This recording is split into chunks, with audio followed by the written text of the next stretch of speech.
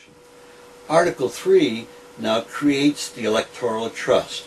Now there's a lot of misunderstanding about the electoral trust. Now, in the 24 states in the United States that have initiative lawmaking, where people can make laws at the state and local level, all of those states are controlled, the process is controlled by representative government. And that means that the people aren't really independent in their efforts to make laws. In fact, most of their efforts are sabotaged by local judiciary and by representative government itself, by state legislatures, repeatedly.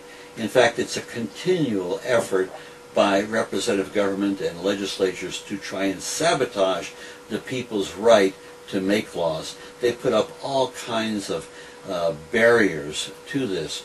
So if you're truly to be independent, if the people are truly to have a process where they're going to be independent in making laws, then they have to do exactly what every legislative body has.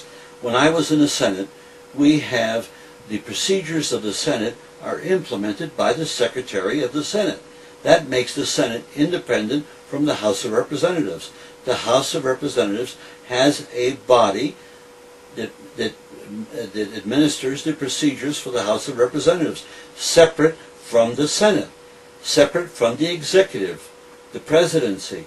And so if the people are going to be independent of the executive, the president, the Senate, or the Congress, they have to have their own agency that administers the procedures on their behalf. And so people who say, well, why do we need the electoral trust? Well, you need it if you're going to be independent, and if you don't have that, you're going to be controlled by representative government. So they just really don't understand the legislative structure of government.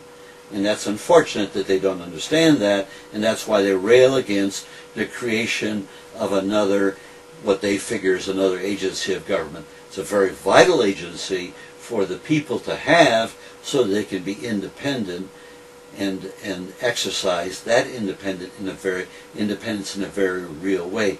Now this electoral trust will have a board of trustees. Now they are elected state by state, but all it is an elected board of trustees, one for each state, one for the District of Columbia, one for the territories, and one for Puerto Rico. So you just have 53 individuals who are term limited. They're only going to serve 4 years. They're staggered, and what they don't have any power to get involved in any facet of an individual initiative. All they can do is oversee that the policies set up in law are adhered to. And like I say, they don't have any real power. They don't have any patronage. So it's going to be people who are really concerned about the initiative process and that the people's rights are adhered to that will present themselves for this office. And so I don't think that there's anything to really worry about this kind of activity. You'll have total transparency and, like I say, term limited. So that's the electoral trust, very vital to the process. The first thing that the electoral trust will do is go out and register every voter in the country for life. And they will conduct all of the elections on initiatives from one central location in a process that will be totally transparent, rather than the process you have now of all the federal elections conducted by state and local authorities. Now the fourth item in the process of the amendment is the article that sets up the approval of how many votes it takes to amend the Constitution. And here there's two levels you got to keep in mind. The Constitution is superior law to statute law. And so when you amend the Constitution, you have to have more than 50% of the registered voters to amend the Constitution. And that's very tough. And you want to make it tough to amend the Constitution. Not only do you have a majority vote, you have to have 2 votes. 6 months no sooner than 6 months and no later than a year apart.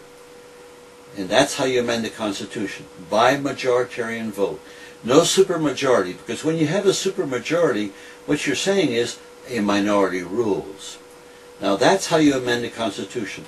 Now when it comes to a federal statute, a federal law, it all it takes is one vote on a majority basis of the majority that turns out. And that's how we have all elections for federal office since the beginning of our country. So when you run for president, whatever the voter turnout is, it's the majority of the people who turn out for that election. That's who elects the President of the United States, or for a member of Congress, and since the turn of the century, for members of the Senate. Prior to that, they were elected by they were appointed by state legislatures. So that's the precedent that we follow for votes for, and that's in Article 4 of the amendment to the Constitution. Article 5 was something that I really wanted to put into the Constitution, and that was that sponsors of any initiative have to be natural persons. That means they can't be corporations. They have to be human beings. Since only human beings can vote, therefore only human beings, citizens, can be the ones that can sponsor an initiative under this process. And then Section 6, now we come to the issue of financing of initiatives. And therefore, this is very vital.